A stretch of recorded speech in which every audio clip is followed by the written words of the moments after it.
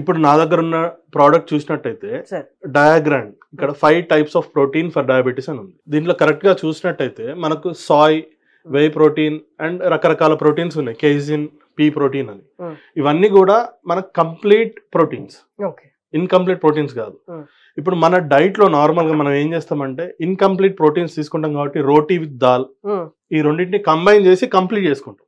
But ఇక్కడ అవసరం లేదు, దీంట్లో ఆల్రెడీ కంప్లీటెడ్ ప్రోటీన్ ఉంది. సో మీరు చెప్పిన 9 ఎసెన్షియల్ ఎమినో యాసిడ్స్ ఇందులో ఉన్నాయా? ఉన్నాయి, ప్రతి ప్రోటీన్ లో ఉన్నాయి. ప్రతి ప్రోటీన్ లో ఉన్నాయి. సో అమినో యాసిడ్స్ అన్ని కలిపి ప్రోటీన్ ఫామ్ అవుతుంది. సో ఇంకొకసారి ప్రోడక్ట్స్ ఇంగ్రీడియంట్స్ గురించి దీంట్లో ఏమేమి ఉన్నాయో ఒక్కసారి మాట్లాడదాం సార్.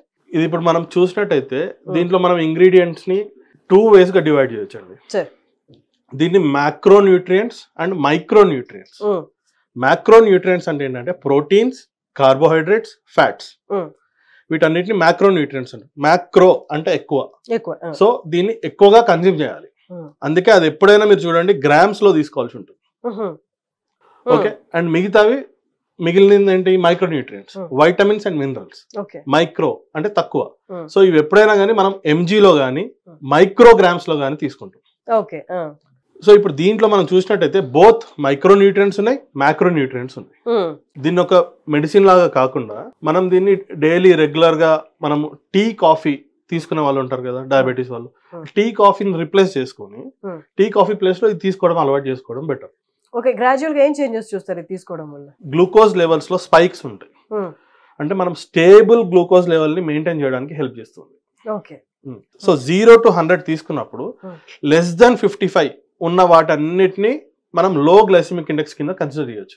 సో ఇప్పుడు మనం ఒక స్వీట్ తిన్నాం అనుకోండి, విత్ ఇన్ 2 hours మనది 70 above వెళ్ళిపోతుంది.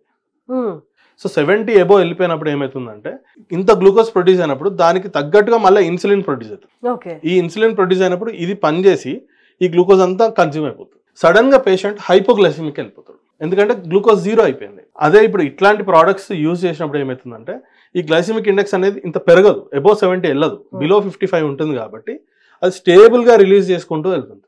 ఓకే, ఒకటేసారి మన స్పైక్ అంటుంటాం, ఇదే యాక్చువల్ స్పైక్ అంటే.